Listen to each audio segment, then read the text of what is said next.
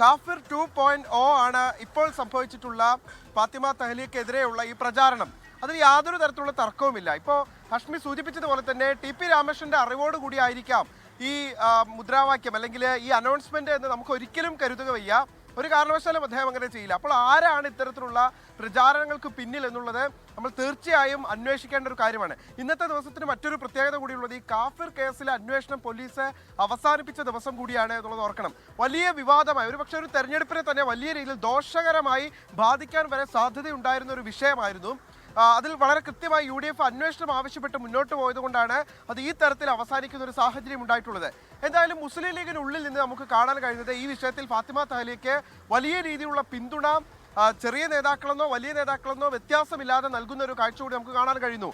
ഇപ്പോൾ പാണക്കാട് സാദിഖ് അലി ശിഹാബ് തങ്ങൾ മുസ്ലിം ലീഗ് അധ്യക്ഷൻ എന്താണ് പറഞ്ഞത്? അദ്ദേഹം പറഞ്ഞത് ഏറെ അപകടകരമായ ഒന്നാണ് ഇപ്പോൾ സംഭവിച്ചിട്ടുള്ളത്, അത് പ്രത്യാഘാതങ്ങൾ ഉണ്ടാക്കും. UDF ഒരിക്കലും മതം പറഞ്ഞ് വോട്ട് ചോദിച്ചിട്ടില്ല, വോട്ട് വാങ്ങിച്ചിട്ടില്ല എന്നാണ് അദ്ദേഹം പറയുന്നത്. മതസൗഹാർദ്ദത്തെ തകർത്തുള്ള നേട്ടം ആരും ഇഷ്ടപ്പെടുന്നില്ല. 4 വോട്ട് കിട്ടാൻ ഇങ്ങനെ ചെയ്താൽ അത് സമൂഹത്തിന് നികത്താൻ കഴിയാത്ത വിള്ളലുണ്ടാക്കും എന്നുള്ള തരത്തിലുള്ള ഒരു പ്രസ്താവനയാണ് നൽകുന്നത്. അതോടൊപ്പം തന്നെ കഴിഞ്ഞ ദിവസം നൂർബിന റഷീദ് ഫാത്തിമ തഹ്ലിക്കെതിരെ ഉന്നയിച്ചുള്ള ആരോപണങ്ങൾക്കൊക്കെ പൂർണ്ണമായി തഹ്ലിയെ പിന്തുണച്ചുള്ള പ്രതികരണങ്ങളാണ് നൽകുന്നത്.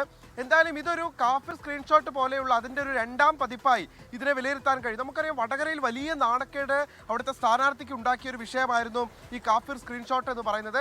അതിൻ്റെ ഒരു 2ാം പതിപ്പ് ഒരു മുതിർന്ന നേതാവ് മത്സരിക്കുന്ന സമയത്ത് തന്നെ പുറത്തിറക്കുമ്പോൾ അത് പാർട്ടിക്കുണ്ടാകുന്ന ദോഷം എന്ന് പറയുന്നത് വളരെ വലുതാണ്.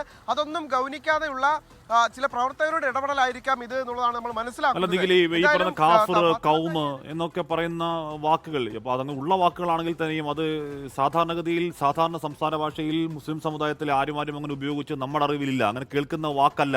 അത് എവിടെയൊക്കെയോ ഉള്ള വാക്ക് എന്നതിനപ്പുറം നോർമൽ സംസ്ഥാന ഭാഷയിൽ ഉണ്ടാവുന്നില്ല. ഇത് മാത്രം ഇത് ഒരാൾ ജീപ്പിലിരുന്ന് അനൗൺസ്മെന്റ് നടത്തുന്നതല്ല. അത് കൃത്യമായി നേരത്തെ വർഷ പറഞ്ഞതുപോലെ കൃത്യമായി ഒരു സ്റ്റുഡിയോയിൽ ഒരു മൈക്കിന് മുന്നിൽ ഒരാളിരുന്ന് ഒരു പേപ്പറിൽ എഴുതി അതിൻ്റെ ശബ്ദമെടുത്ത് അത് അങ്ങനെയാണല്ലോ നമ്മൾ ഓഡിയോ എടുക്കുക. അപ്പോൾ അതിൻ്റെ പിന്നെ ഒരു പ്ലാനിംഗ് ഉണ്ട്, ഒരു ദുഷ്ടലക്ഷ്യത്തിൻ്റെ പ്ലാനിംഗ് ഉണ്ട്, അത് കണ്ടുപിടിക്കണം.